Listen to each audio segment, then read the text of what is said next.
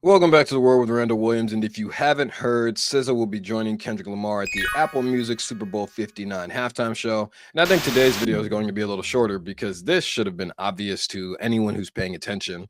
Uh, Kendrick and SZA were on each other's recent albums slash projects. I don't know what TDE is classifying Lana as, but Kendrick is on 30 for 30, and SZA is on both Luther and Gloria on GNX. And again, I'm not shocked by this. I think that SZA has had an incredible run since SOS dropped. And even when you follow this going back to Control, she's had a lot of momentum. I don't think she slowed down one bit. And then Kendrick had the greatest year, or arguably the greatest year for a rapper ever last year in 2024. You have the Great Rap War, which he emerged victorious. You have 3 number ones and Like That, Not Like Us, and Squabble Up. And he probably could have added one more had GNX maybe dropped a week earlier. They ran into a behemoth in Mariah Carey's All I Want Is You. And even then, All I Want for Christmas Is You. But even then, Mariah Carey had to battle for that spot because TV Off and Luther are still on the charts today. I think that after the Super Bowl, one of those might emerge atop the charts again. I don't. It depends on who's dropping when and those sorts of things. But again, this should be no surprise. I think that All the Stars will undoubtedly be performed. I think that's the biggest song between the two of them. I don't know where All the Stars was on the charts, but Luther's probably higher. I don't think 30 for 30 is, but All the Stars, it was part of Black Panther. I think it was in the end credits, and it just feels like that's a song that you want to hear at the Super Bowl. And it's one of those things where I could see, when all the lights go out and everyone's flashing their phones and the camera's panning around, or you have the dancers at the bottom who are getting prepared for things. I could see All the Stars. I think SZA could do her own song. I know it damn sure won't be Kill Bill. I'd be shocked if it was Kill Bill, but Snooze is a jam.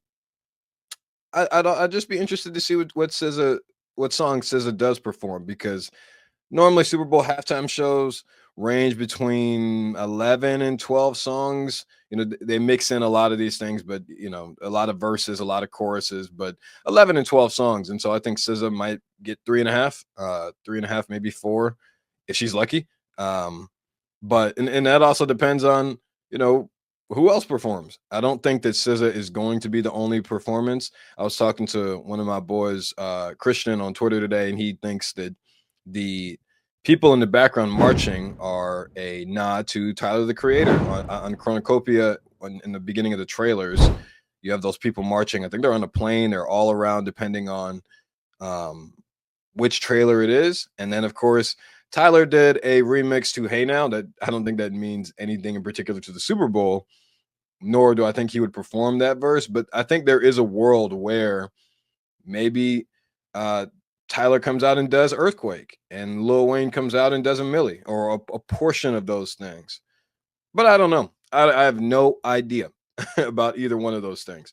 We know that SZA's performing. I think that the Tyler nod is interesting. At the same time, there are a lot of artists who have HBCU bands perform at the Super Bowl halftime show, and so I think that there's a possibility that it could just be an HBCU band, or it could be both. It could be a nod to Tyler the Creator's Cornucopia and HBCU bands, because I think there's a good chance that Southern University or Dillard University's marching band could perform at the Super Bowl halftime show. But again, I think that now we're in a guessing game of what songs does Kendrick perform and who are the guests. I think that with SZA there, you have All the Stars. I think that I don't know, you might get 30 for 30 just based on the chorus, and that's the way that I like it, that part.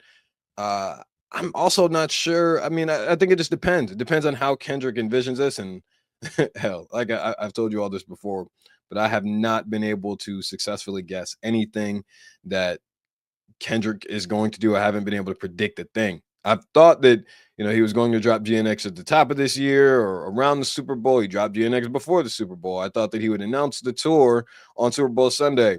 He announced it way before Super Bowl Sunday. I do think that there will be an announcement on Super Bowl Sunday. I just don't know what it is. I think he has I think it's a movie or a TV show that's coming out with the South Park creators, maybe a trailer, but that doesn't feel like it's large enough based on the momentum that he and TDE have had over the last, it hasn't even been a year, really, since the last 8-9 months.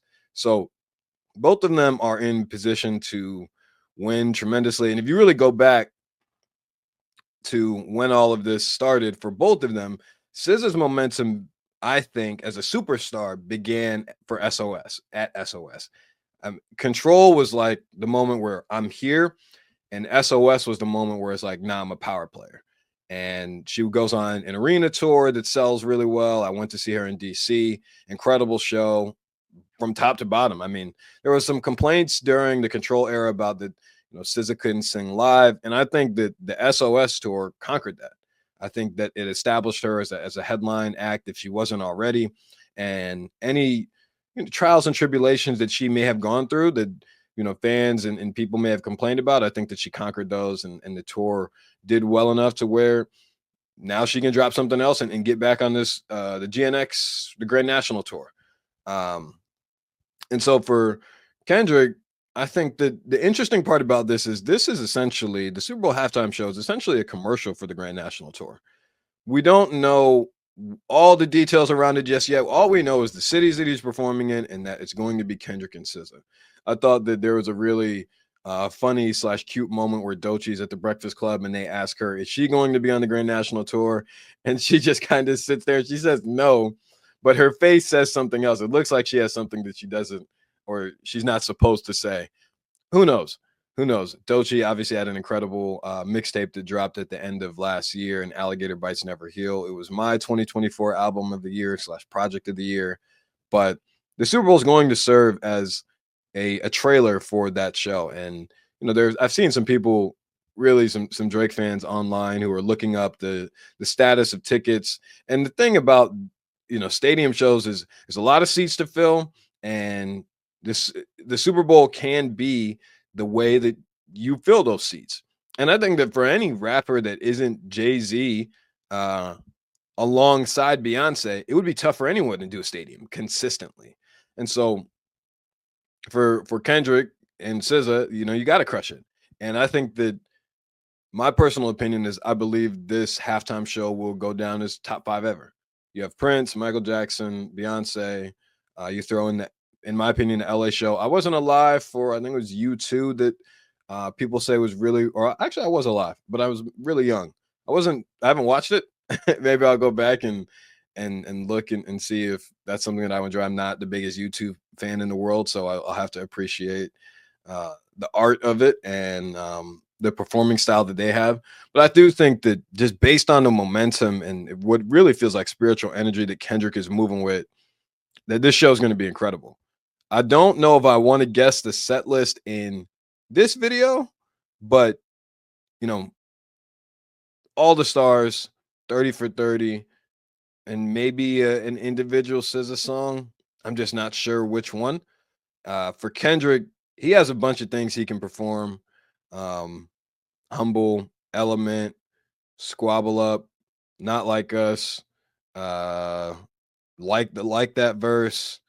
He could do All Right, which he already did at the previous halftime show. He could do Mad City. He could do Money Trees. There's a lot of things that I think in a lot of areas and ways and avenues that Kendrick can take this. But we'll have to see. I think that this does add more momentum. I think that there have been, if you've watched my Drake video, one of the interesting things in Drake's defamation lawsuit is that he alleges that Universal Music Group essentially paid or used its relationship to get Kendrick placed there and play Not Like Us, even though we have no idea if he's going to or not. I do expect him to do some version of the song.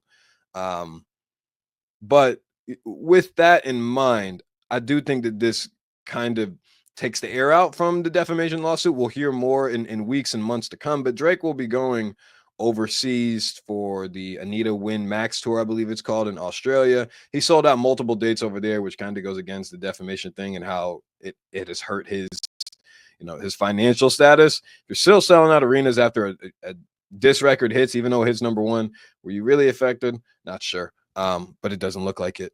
For the NFL for Kendrick and SZA, this is like, oh, because Kendrick and SZA are frequent collaborators at this point, and it just brings in a whole different audience. I think the last couple halftime shows we had Usher last year, who had Alicia Keys and her, and I believe there's one, maybe it was Lil Jon. If that's wrong, I'll run a correction right here. But you had Rihanna, who did it all by herself, and then The Weeknd and the LA show, of course, with Dre, Snoop, Mary J. Blige, Eminem, Kendrick, and 50, and Anderson .Paak.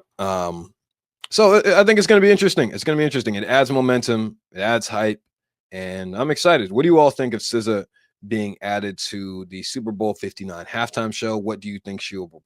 What do you think she will perform? But that's all I got. I want to keep this one fairly short because I want to jump into the set list maybe next week, or during Super Bowl week if I have time because I'll be working. But I'm looking forward to the show, and thank you for tuning in. Like, comment, and subscribe. And this is The World with Randall Williams. See you all next time.